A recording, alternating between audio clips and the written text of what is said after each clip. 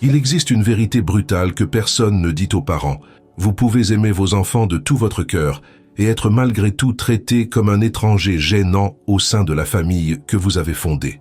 Vous pouvez avoir consacré des décennies de votre vie, sacrifier vos rêves, renoncer à vous-même et découvrir que tout cela ne vous a valu ni respect, ni considération, ni même un appel spontané pour prendre de vos nouvelles. Freud disait que les parents commettent deux erreurs fatales: tout donner à leurs enfants et tout attendre en retour. Et c'est exactement ce qui crée ce qu'il appelait la névrose de la gratitude, un cercle vicieux où plus vous vous diminuez pour plaire, moins vous êtes apprécié, plus vous vous rendez disponible, plus vous devenez invisible. Ce que vous ressentez actuellement, ce mélange de peine, de confusion et de colère silencieuse, n'est pas de l'ingratitude de la part de vos enfants. C'est le résultat prévisible d'un schéma psychologique que vous avez vous-même, sans le savoir, contribué à créer. Vous êtes devenu un mendiant émotionnel et ils ont appris à vous traiter comme tel. Mais voici ce que personne ne vous a dit. Cette dynamique peut être complètement inversée. Pas par davantage de sacrifices, pas en suppliant qu'on vous prête attention, pas en rappelant tout ce que vous avez fait. La solution se trouve là où vous n'avez probablement jamais pensé à chercher, dans votre propre esprit, dans les structures inconscientes qui régissent vos relations avec eux. Ce que je vais vous montrer va à l'encontre de tout ce que vous croyez sur l'amour paternel, mais c'est exactement pour cela que cela fonctionne. La transformation d'un père respecté en mendiant émotionnel se fait si progressivement qu'elle est presque imperceptible. Cela commence par de petits gestes de gentillesse qui deviennent des attentes, puis des obligations, jusqu'à ce que vous vous retrouviez constamment à donner plus que vous ne recevez, à justifier des comportements que vous n'accepteriez jamais de la part de quelqu'un d'autre. Freud observait que notre inconscient fonctionne selon des schémas répétitifs, et l'un des plus dévastateurs pour les parents est ce qu'il appelait la compulsion de réparation. Sans vous en rendre compte, vous avez commencé à interpréter chaque signe de distance de vos enfants comme une preuve que vous devez donner plus, être plus utile, plus présent, plus compréhensif. C'est comme si votre esprit avait conclu que l'amour est proportionnel au sacrifice. Mais voyez le piège psychologique. Lorsque vous vous offrez constamment sans qu'on vous le demande, lorsque vous cédez toujours, lorsque vous ne fixez jamais de limites, vous envoyez un message inconscient puissant.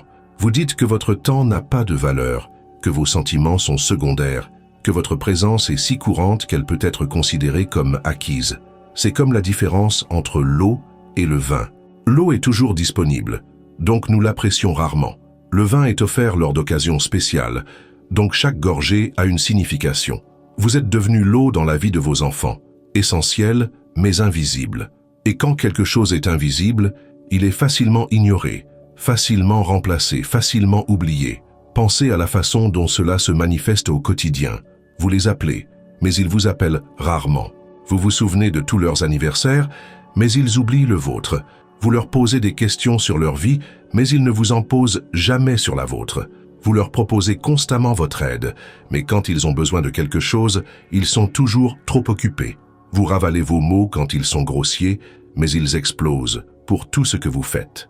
Vous commencez à remarquer que vos conversations tournent toujours autour de leur vie, leurs problèmes, leurs succès, leurs besoins. Lorsque vous essayez de parler de vous, vous remarquez que leur attention se disperse rapidement. Ils regardent leur téléphone, changent de sujet ou ne répondent tout simplement pas avec le même intérêt que vous leur témoignez pour leurs problèmes.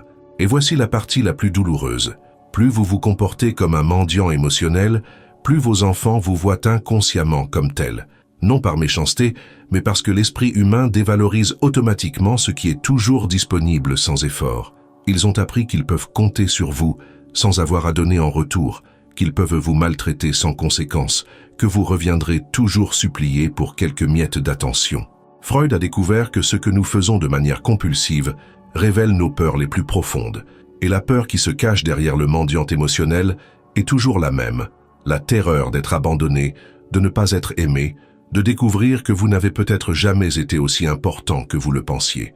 Vous essayez alors de contrôler cette peur en devenant indispensable, trop utile pour être rejeté. Vous commencez à vivre dans un état d'hypervigilance émotionnelle, interprétant chaque geste, chaque ton de voix, chaque retard dans la réponse à un message comme des signes que vous êtes en train de perdre leur amour. Et cette anxiété vous pousse à doubler la mise. Vous offrez plus d'argent, plus de faveur, plus de disponibilité, plus de compréhension. Vous devenez un puits sans fond de générosité non sollicitée. La situation s'aggrave lorsque vous commencez à rivaliser pour attirer leur attention. Vous remarquez qu'ils ont du temps pour leurs amis, leurs petits-amis, leurs loisirs, mais jamais pour vous.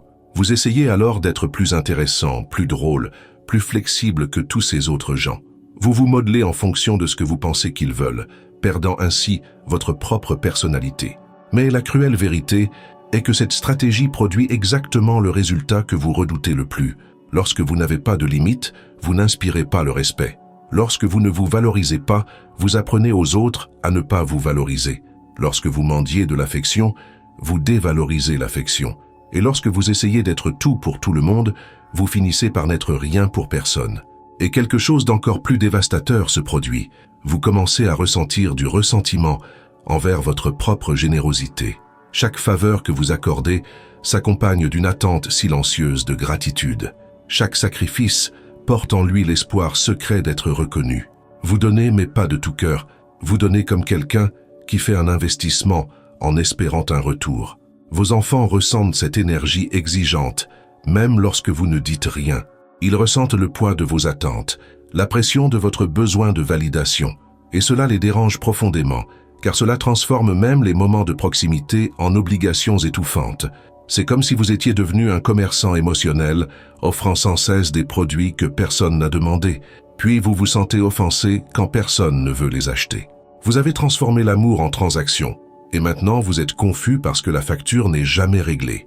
Et maintenant, vous êtes pris dans un cycle qui semble impossible à briser. Plus vous avez l'impression de perdre vos enfants, plus vous essayez désespérément de les reconquérir. Et plus vous essayez, plus vous vous éloignez d'eux. C'est comme du sable qui s'écoule entre vos doigts. Plus vous serrez fort, plus il s'échappe. Ce que vous vivez a un nom en psychanalyse, et le comprendre est la première étape pour vous libérer.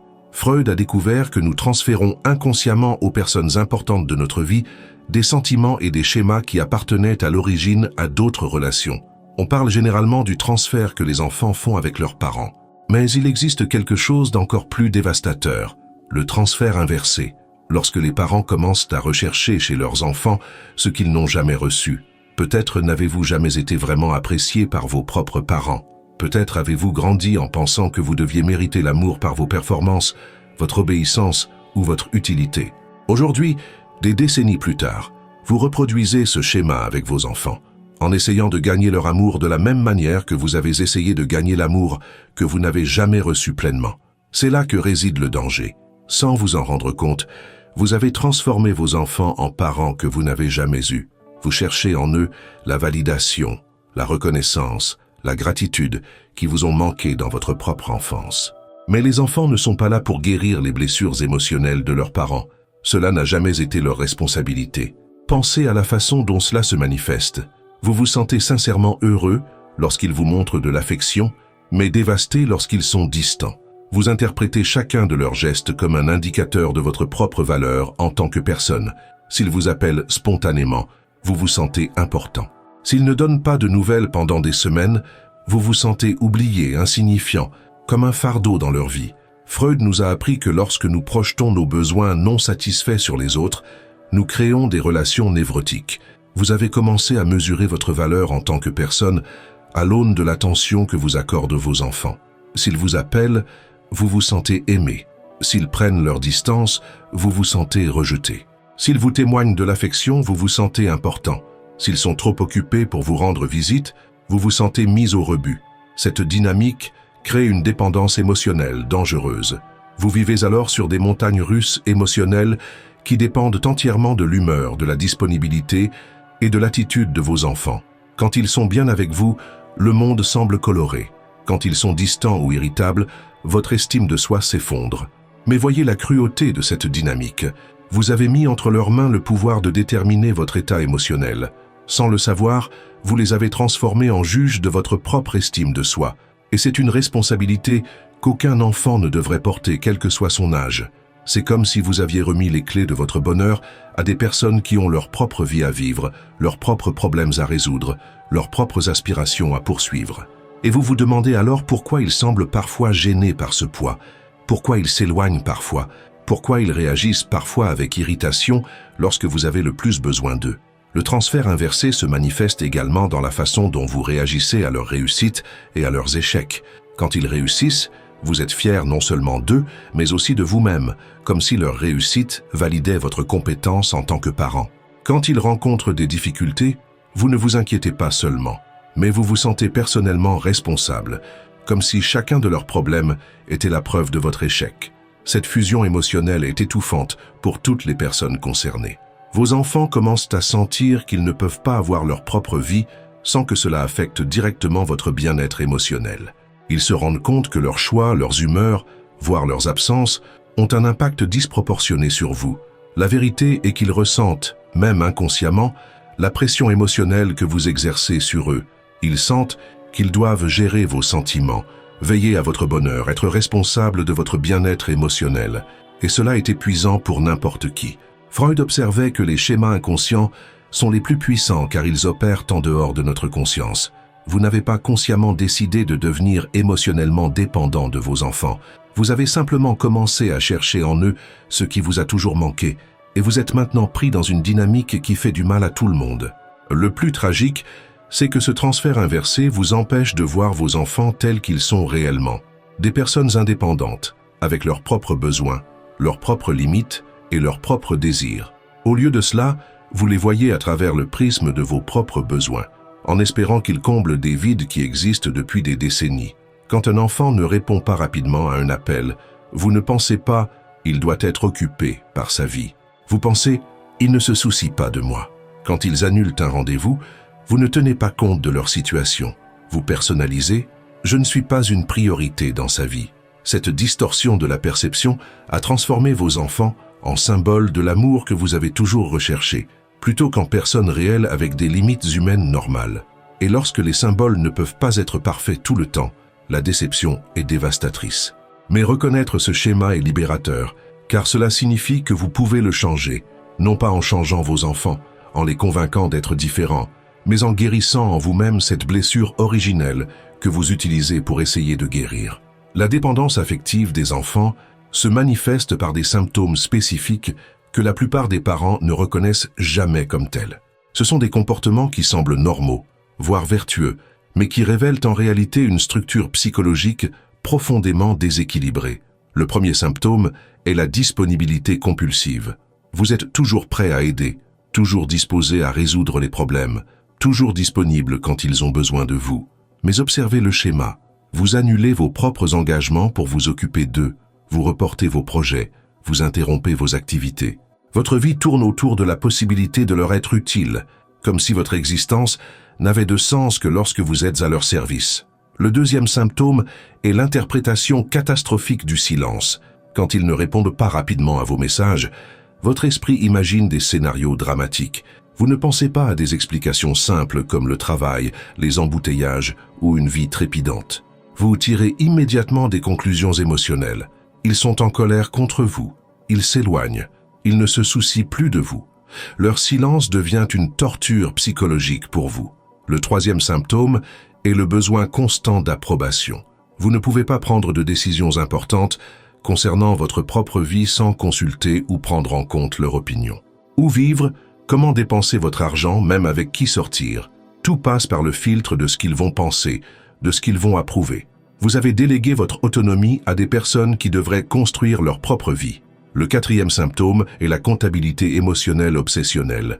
Vous enregistrez mentalement chaque faveur que vous faites, chaque sacrifice, chaque geste d'amour, en espérant que ce compte sera finalement reconnu et soldé.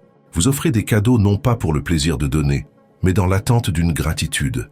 Vous offrez votre aide non par pure générosité, mais parce que cela crée une dette émotionnelle que vous espérez voir remboursée. Le cinquième symptôme est la tolérance au manque de respect. Vous acceptez des traitements que vous n'accepteriez jamais de la part d'étrangers. Ils peuvent être grossiers, dédaigneux, indifférents, et vous trouvez toujours une justification. Ils sont stressés, ils ont des problèmes, ils sont jeunes. Vous avez normalisé la violence émotionnelle subtile parce que vous avez peur que le fait d'établir des limites les éloigne définitivement. Le sixième symptôme est l'anxiété d'abandon déguisée en inquiétude. Quand ils ne donnent pas de nouvelles, vous les appelez plusieurs fois juste pour vous assurer qu'ils vont bien. Quand ils sortent avec des amis, vous êtes inquiet. Quand il voyage, vous ne pouvez pas vous détendre. Ce que vous appelez amour maternel ou paternel est en fait de l'anxiété pure, la peur constante de les perdre. Le 7e symptôme, le plus dévastateur, est la perte de votre propre identité. Vous ne pouvez plus répondre à la question « Qui suis-je ?» sans mentionner votre rôle de parent. Vous avez abandonné vos loisirs, mis vos rêves de côté, négligé vos amis. Vous êtes devenu une fonction, pas une personne. Et maintenant que cette fonction change, vous vous sentez perdu et sans but. Freud comprenait que les symptômes sont toujours la manifestation extérieure de conflits internes non résolus. Chacun de ces comportements représente une tentative infructueuse de satisfaire un besoin émotionnel légitime, le besoin de connexion, de reconnaissance, de sens. Mais la stratégie est complètement erronée. Ce qui rend ces symptômes particulièrement insidieux, c'est qu'ils se déguisent en vertu. La disponibilité compulsive ressemble à du dévouement. L'anxiété d'abandon ressemble à de l'attention. La tolérance au manque de respect ressemble à de la patience. La perte d'identité ressemble à un noble sacrifice. Notre culture célèbre même ces comportements comme des signes de bons parents. Mais Freud nous mettait en garde contre la différence entre les apparences et la réalité psychologique. Sous ces vertus se cachent des mécanismes névrotiques qui produisent exactement le contraire de ce que vous souhaitez. Plus vous présentez de symptômes, plus vos enfants s'éloignent inconsciemment, car ils ressentent le poids étouffant de votre besoin émotionnel. Reconnaître ces symptômes chez soi peut être dévastateur au début. Il est douloureux de réaliser qu'une grande partie de ce que vous considériez comme de l'amour était en fait un besoin déguisé. Mais cette prise de conscience est le premier pas vers la libération, car nous ne pouvons changer que ce que nous voyons clairement. Il existe un phénomène psychologique que Freud n'a jamais complètement nommé, mais qui est terriblement courant. Lorsque des parents matures développent une dépendance émotionnelle envers leurs enfants, qui reflète la dépendance infantile d'origine, mais à l'envers. C'est comme si les rôles s'étaient inversés. Vous êtes devenu l'enfant en manque d'affection, et eux, les adultes qui ont le pouvoir de satisfaire ou de frustrer vos besoins. Dans le complexe d'Œdipe classique, l'enfant rivalise pour obtenir l'attention exclusive du parent du sexe opposé et considère l'autre comme un rival. Dans le complexe inverse que vous vivez, vous rivalisez pour obtenir l'attention de vos enfants avec toutes les autres personnes et priorités de leur vie, leurs partenaires, leurs amis, leur travail, leurs loisirs, et vous perdez cette compétition tous les jours. Ce qui rend cela particulièrement cruel, c'est que, sans vous en rendre compte, vous avez commencé à utiliser les mêmes tactiques qu'un enfant utilise lorsqu'il veut attirer l'attention. Manipulation émotionnelle subtile, victimisation, chantage affectif. Vous tombez malade lorsqu'ils sont loin, vous êtes triste lorsqu'ils font des projets sans vous inclure. Vous montrez votre déception lorsqu'ils choisissent d'autres compagnons. Freud observait que le psychisme humain cherche toujours à résoudre les conflits non résolus, même de manière déformée. Ce que vous essayez de résoudre à travers vos enfants est une blessure très ancienne. Peut-être le manque d'attention que vous avez vous-même reçu quand vous étiez enfant, peut-être le sentiment de n'avoir jamais été vraiment important pour quelqu'un. Mais voici le paradoxe cruel. Plus vous vous comportez comme un enfant en manque d'affection, plus vos enfants sont obligés d'assumer le rôle d'adulte responsable dans la relation. Et cela inverse complètement la dynamique naturelle. Au lieu de pouvoir se montrer vulnérables avec vous, de recevoir votre soutien et de se sentir aimé, ils se retrouvent dans la position de devoir prendre soin de vos sentiments. Pensez à l'impact que cela a sur la spontanéité de la relation. Ils ne peuvent plus simplement vivre leur vie sans se soucier de l'impact que cela aura sur vous émotionnellement. Ils ne peuvent pas annuler un déjeuner sans se sentir coupables. Ils ne peuvent pas passer des vacances avec d'autres membres de la famille sans imaginer que vous êtes seul et triste. Ils ne peuvent pas être sincèrement occupés sans donner l'impression qu'ils vous rejettent. Cette dynamique crée ce que Freud appellerait la parentification, lorsque les enfants sont contraints d'assumer des responsabilités émotionnelles qui appartiennent à leurs parents. Et la parentification engendre un ressentiment inconscient, même chez les enfants aimants. Ils commencent à se sentir étouffés, manipulés, pris au piège dans une toile émotionnelle qu'ils n'ont pas créée. Le plus dévastateur, c'est que vous ne vous rendez probablement même pas compte que vous faites cela. Dans votre esprit, vous êtes simplement affectueux, vous montrez votre amour, vous maintenez l'unité familiale.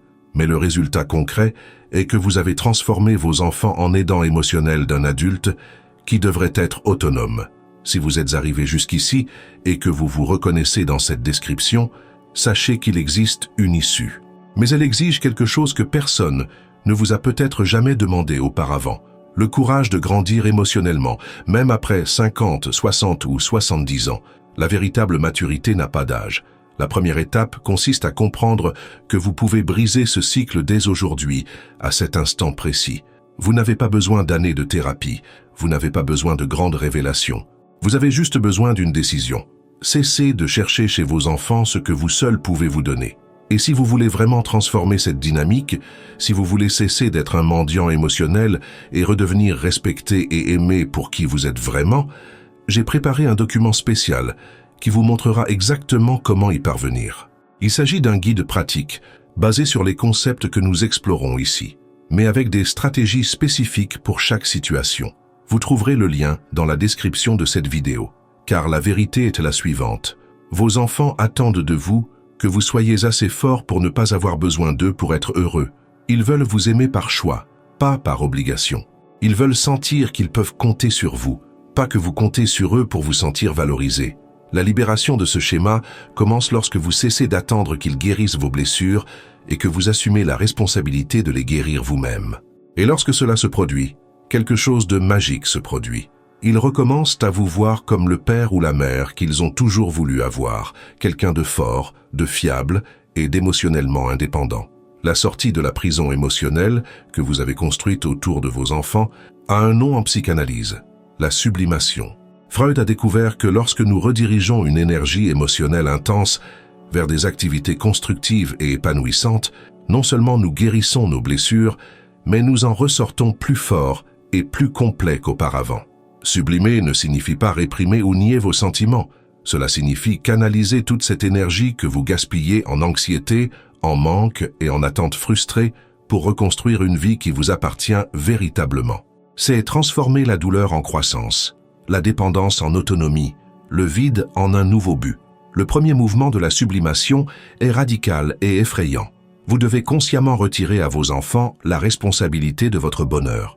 Ce n'est pas de l'abandon émotionnel, c'est une libération mutuelle. C'est se dire « mon bonheur ne dépend plus d'un appel de leur part. Mon estime de moi ne dépend plus de leur approbation. Mon sentiment de valeur ne dépend plus du fait d'être utile pour eux. » Ce premier mouvement peut générer une anxiété intense, car vous coupez essentiellement le cordon ombilical émotionnel qui vous reliait à eux. Freud comprenait que tout changement psychologique authentique passe par une période de désorientation. Vous pouvez vous sentir perdu, sans repère, comme si vous ne saviez plus qui vous êtes, sans ce rôle de parent en manque d'affection. Mais c'est précisément dans ce vide que réside l'opportunité. Lorsque vous cessez de dépenser votre énergie à essayer de contrôler les sentiments des autres, il vous reste une quantité énorme d'énergie à investir en vous-même. Et c'est là que commence la véritable sublimation. Redécouvrir qui vous êtes au-delà des rôles familiaux. Peut-être avez-vous abandonné des talents il y a des décennies. Peut-être avez-vous mis de côté des rêves au nom de vos responsabilités familiales. Peut-être y a-t-il des aspects de votre personnalité qui ont été réprimés parce qu'ils ne cadraient pas avec le rôle du père ou de la mère parfait. La sublimation vous invite à faire revivre ces parties perdues de vous-même. Freud observait que les individus les plus épanouis sont ceux qui parviennent à transformer leur souffrance personnelle en contribution créative pour le monde. Votre expérience en tant que père dévoué, même si elle était déséquilibrée, vous a donné une compréhension profonde des relations, du sacrifice et de l'amour inconditionnel. Cette sagesse peut être canalisée de manière à bénéficier à d'autres personnes. Vous pouvez écrire sur vos expériences, conseiller d'autres parents, vous impliquer dans des causes qui vous tiennent à cœur, développer des compétences que vous avez toujours voulu avoir. L'énergie qui était auparavant prisonnière d'attentes frustrées peut être redirigée vers des projets qui comptent vraiment pour vous et non pour plaire à quelqu'un d'autre. La sublimation implique également de reconstruire votre relation avec vous-même. Vous devez apprendre à vous apprécier en tant que personne, à trouver du plaisir dans des activités solitaires, à créer des routines qui nourrissent votre âme, indépendamment des personnes qui sont présentes ou absentes dans votre vie. Ce n'est pas de l'égoïsme, c'est de l'autoconservation émotionnelle.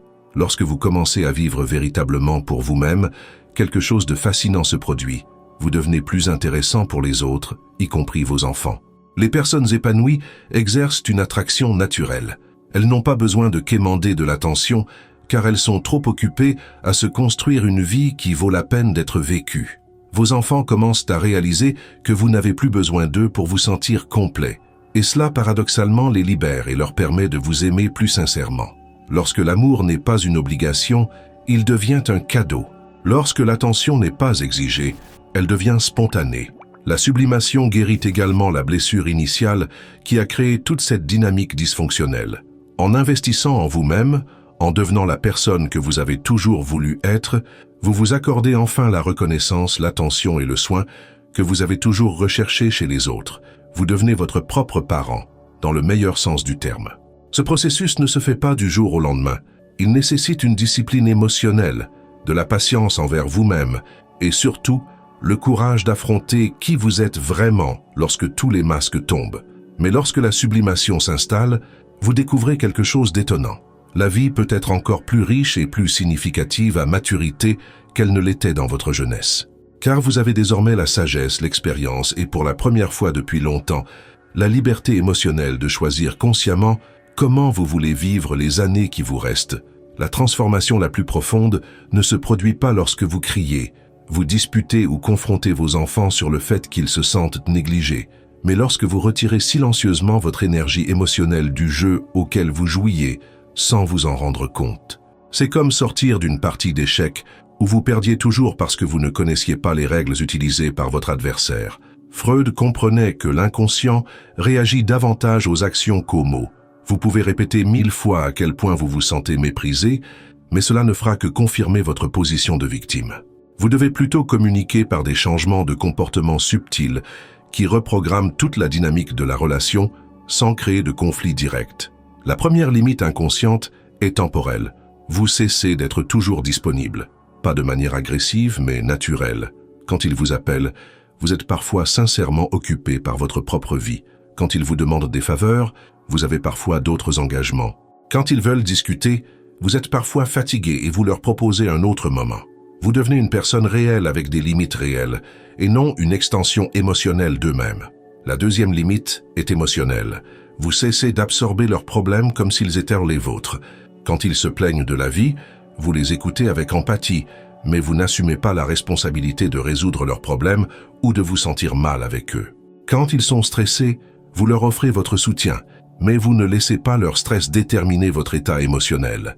Vous développez ce que les psychanalystes appellent une neutralité bienveillante.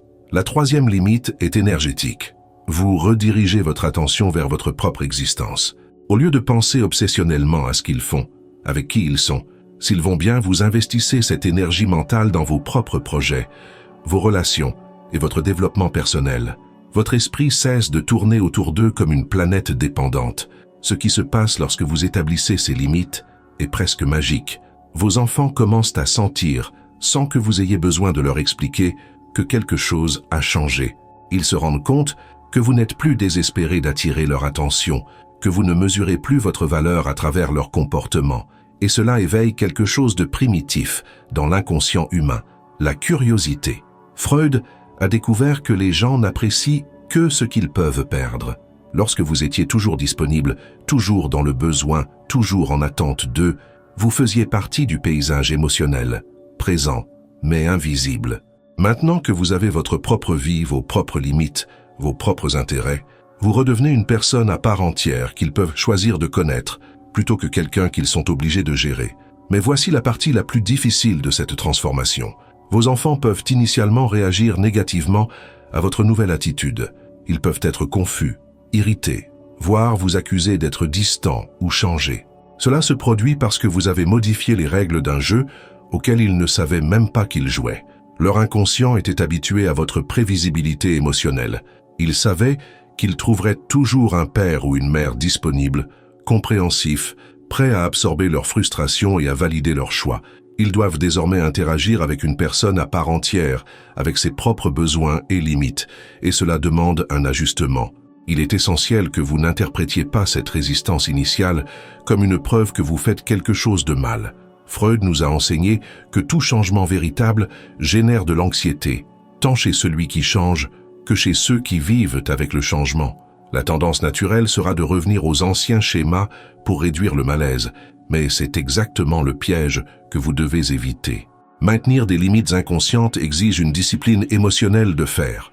Lorsqu'ils testent votre nouvelle attitude, et ils le feront, vous devez rester ferme, mais aimant. Lorsqu'ils tentent de recréer l'ancienne dynamique par des crises ou des manipulations émotionnelles, vous leur offrez votre soutien sans vous laisser entraîner dans leur drame.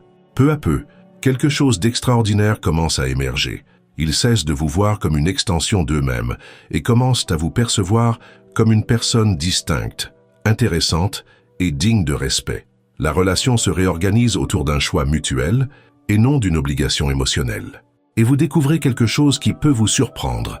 Lorsque vous cessez de supplier pour obtenir de l'amour, lorsque vous cessez de mendier de l'attention, lorsque vous devenez émotionnellement autonome, vos enfants commencent naturellement à se rapprocher de vous de manière plus authentique, car ils peuvent désormais le faire librement, sans le poids étouffant de vos attentes.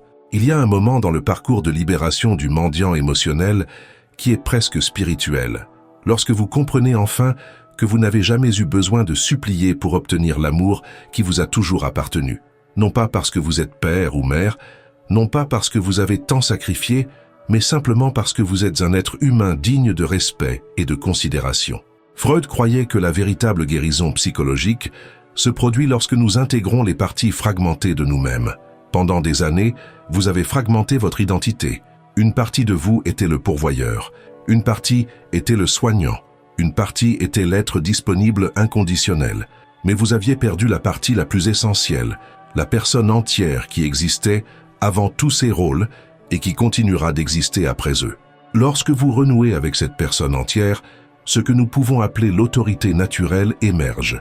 Il ne s'agit pas d'une autorité imposée par des cris ou du chantage émotionnel, c'est la présence magnétique de quelqu'un qui connaît sa propre valeur et n'a pas besoin que les autres la confirment constamment. Vos enfants ressentent ce changement énergétique avant même de le comprendre rationnellement. Ils remarquent que vous ne recherchez plus leur approbation, que vous n'interprétez plus chaque geste comme une preuve d'amour ou de rejet.